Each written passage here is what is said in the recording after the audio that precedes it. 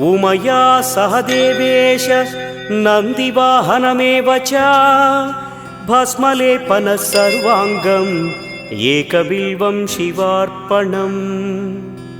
सालग्रामेषु विप्राणां तटाकं दशकूपयोः यज्ञकोटिसहस्रस्य एकबिल्वं शिवार्पणम्।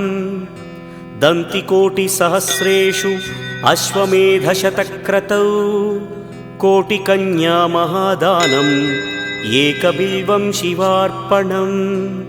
बिल्वानां दर्शनं पुण्यं स्पर्शनं पापनाशनम् अघोरपापसंहारम् एकबिल्वं शिवार्पणम्। सहस्रवेदपाठेषु ब्रह्मस्थापनमुच्यते अनेकव्रतकोटीनाम् एकबिल्वं शिवार्पणम्।